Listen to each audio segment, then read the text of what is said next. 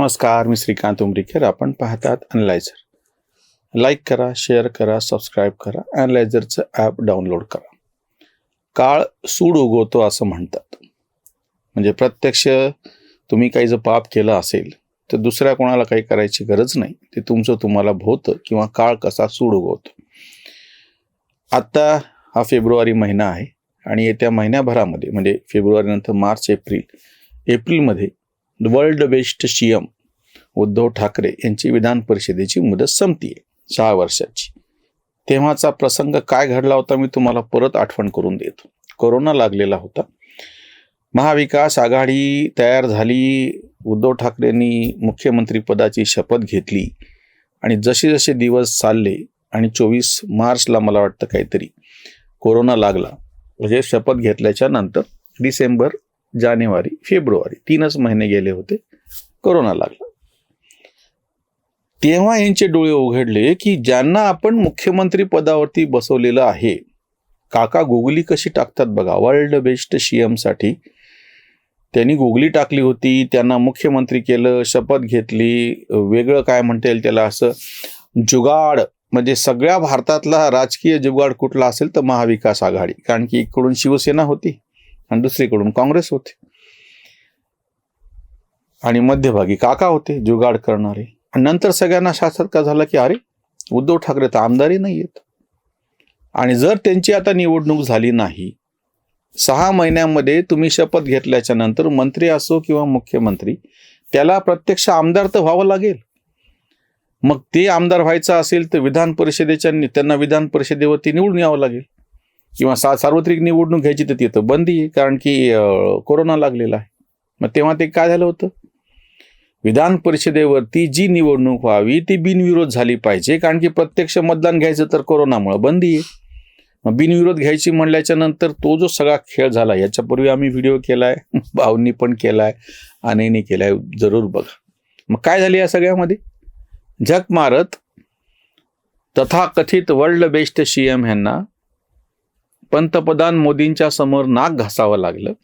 त्यांनी परदेशामध्ये गेलेल्या निवडणूक आयुक्तांना बोलून घेऊन किंवा ती सगळी प्रक्रिया करून ही निवडणूक बिनविरोध कशी व्हावी हे पाहावं लागलं.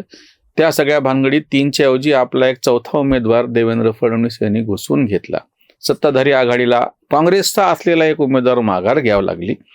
आणि हे सगळं केल्याच्या नंतर वर्ल्ड बेस्ट सीएम आणि ज्या राज्यपालाच्या नावाने हे खडे फोडतात, ज्या राज्यपालाला आता पद्म पुरस्कार दिल्याच्या नंतर ह्या सगळ्यांनी महाराष्ट्राचा अपमान झाला, कांडव तांडव केलं. अरे त्याच राज्यपालामुळं तुमचा हा सगळा मार्ग मोकळा झाला आणि बिनविरोध हा मुख्यमंत्री झाला, याची खुर्ची टिकली. त्या सगळ्या प्रक्रियेमध्ये कुठल्याही कारणानं राज्यपालांनी जर टांग अडवली असती तर हे वर्ल्ड बेस्ट सीएम यांचं मुख्यमंत्री पदाची खुर्ची मध्ये संप गेली असती, अलगद निघून, काहीच करता नसतं आलं. आता परिस्थिती 6 वर्षाच्या नंतर मी तुम्हाला सांगतो, आज परिस्थिती अशी होऊन बसलेली आहे. उद्धव ठाकरे यांना जर परत विधान परिषदेवरती निवडून जायचं असेल, आणि तेव्हा त्यांनी राजीनामा देतो म्हणलं होतं, लक्षात घ्या. मुख्यमंत्री पदाचा राजीनामा कोणीही, आता सुद्धा त्यांचा तो व्हिडिओ समोर उपलब्ध आहे यूट्यूबवरती किंवा तेव्हाच्या बातम्या बघा. मुख्यमंत्री पदाचा राजीनामा देताना वर्ल्ड बेस्ट सीएम असं म्हणले होते की मी आमदारकीचा पण राजीनामा देतो म्हणलं, पण दिलाच नाही.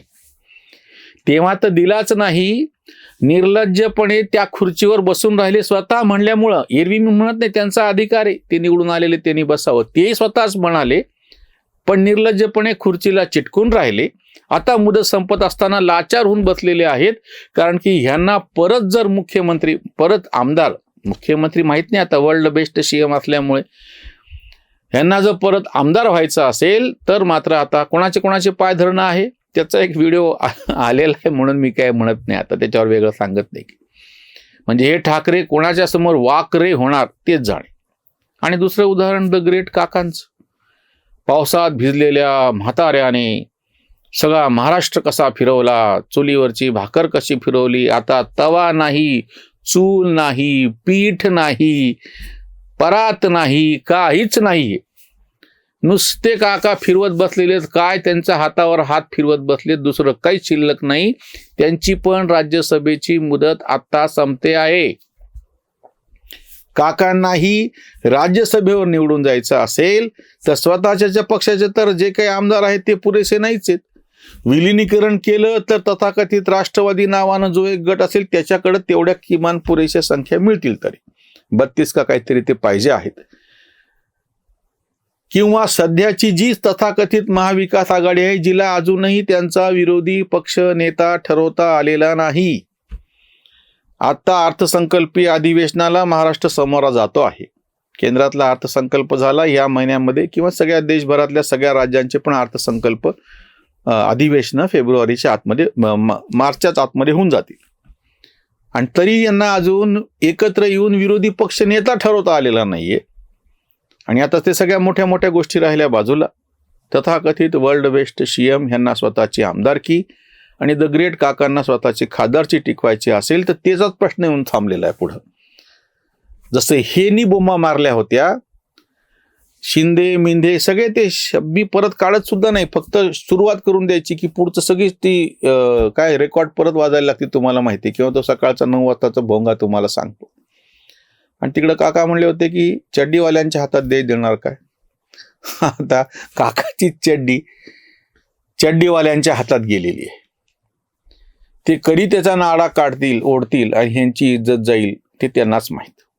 आज जर त्यांना सन्मानानं परत राज्यसभेत बसायचं असेल तर ते जेव्हा असं म्हणतात की ते निवृत्त होणार, त्याचा 100% अर्थ असा होतो की ते निवृत्त होणारच नाहीत.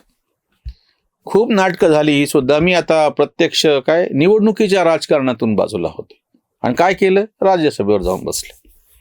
म्हणजे असं नाही झालं की निवडणुकी ते आपल्याकडे ते तांत्रिक एखादा मुद्दा असतो ना, फासावरती चढवलं फासावरती, म्हणजे आता उतराव का, चढवलं ना, ते शब्द पकडून बसणे ना, तसं की मी आता निवडणुकीच्या राजकारणात पडणार नाही. बरोबर आहे, निवडणुकीचे नाही पडले पण राज्यसभेमध्ये मात्र आहेत.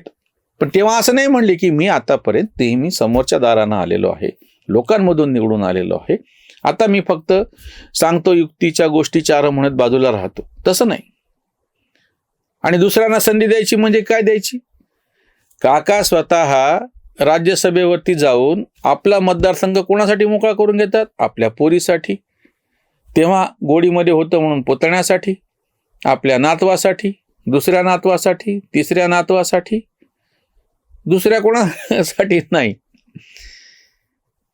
आता परिस्थिती अशी होऊन बसलेली आहे, त्यांची आमदारकी आणि ह्यांची खासदारकी दोन्ही धोक्यामध्ये येऊन बसलेलं आहे. आणि राजकीय गणितं अशी येऊन बसलेली आहेत, ह्यांना नको त्यांचे पाय धरणं आहे.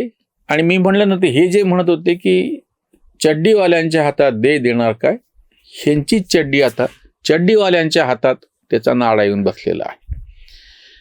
आता त्याच्यावरती ते काय मात करतात आणि त्याच्यावरती काय उत्तर येतं ते आपल्याला काळासमोर दिसेल. म्हणून म्हणले की काळानं कसा सूड उगवलेला. महाविकास आघाडी तर सोडाच, ते तर महाराष्ट्रातला प्रश्न आहे. संपूर्ण भारतभर भाजपच्या विरोधात, किंवा भाजप म्हणण्याच्या पेक्षा एनडीए, त्यांना जेव्हा स्वतःचं बहुमत होतं 2 वेळा, तरीही त्यांनी एनडीए नावाची गोष्ट व्यवस्थित पद्धतीनं सांभाळली, म्हणजे बाकीचे घटक पक्ष. आज जेव्हा त्यांना बहुमत नाही तेव्हा ती पुन्हा कामाला आली. त्यांच्या विरोधात गेलेले चंद्रबाबू सारखे सुद्धा, किंवा मधून मधून उड्या मारणारे नितीश कुमार सारखे सुद्धा शांतपणे ते सरकार, ज्या सरकारला आता 2 वर्ष पूर्ण होत आहेत, मोदी सरकारच्या नावाने हे खडे फोडत होते की 2 कुबड्यांवर चालणारं सरकार 2 वर्ष होत आहेत. आता ह्या मे मध्ये त्या सरकारला 2.25 वर्ष झालेली आहेत पूर्ण. आज तागायत या दोघांकडून एकही कुरबुरीचं मोठं वाक्य समोर आलेलं नाही, बाकीचे किती म्हण.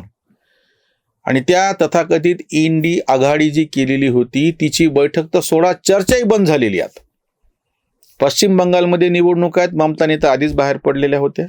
तमिळनाडूमध्ये निवडणुका आहेत, DMK वाले त्यांना आधीपासूनच मोजत नाहीत, तुम्ही तुमची इंडिया आघाडी हे आम्ही दिल तेवढ्या जागा घ्या नाही तर फुटा. केरळमध्ये तर इंडिया आघाडी आपसात लढती आहे, म्हणजे काँग्रेस विरुद्ध, म्हणजे LDF विरुद्ध UDF. त्याच्यामुळे बोलायची काही गरज नाही. जर असली शिल्लक तर ती तथाकथित इंडिया आघाडी. आसाममध्ये म्हणावं तर तिथे AIUDF बद्रुद्दीन अजमल म्हणून जे आहेत त्यांनी आधीपासूनच वेगळा सूर लावलेला आहे, कट्टरपंथी मुसलमानांचा जो पक्ष आहे. आत्ता इंडिया आघाडीचे 12 वाजलेले आहेत. महाराष्ट्रामध्ये महाविकास आघाडीचे कसे 12 वाजले तुम्हाला म्हणलं ना, त्या महानगरपालिका झाल्या, नगरपालिका आधी झाल्या, मग महानगरपालिका झाल्या आणि आता जिल्हा परिषद. या सगळ्यातून तुम्हाला ते समोर दिसतंय. हे झालेले निकाल तर जाऊ द्या, त्याच्यावरती तर आम्ही सविस्तर व्हिडिओ आता करतोच आहोत. पण आता उरलेल्या सुद्धा ज्या 20 जिल्हा परिषदेचे निकाल, म्हणजे त्यांची जी काही सर्वोच्च न्यायालयामध्ये ते खटला गेलेला आहे, त्याच्यातून निकाल येईल आणि ते समोर पुन्हा त्याही निवडणुका या 10-15-20 दिवसातच होऊन जातील. एकदा सर्वोच्च न्यायालयाने सांगितलं की तिथंही यांचे 12 वाजतील, हे काही वेगळं सांगायची गरज नाही. जे म्हणत होते देश चड्डीवाल्यांच्या हातात देणार का, त्यांची चड्डी चड्डीवाल्यांच्या हातात आलेली आहे. इथेच थांबूयात. धन्यवाद. जागृतीचा विधायक बुरुज Analyzer News.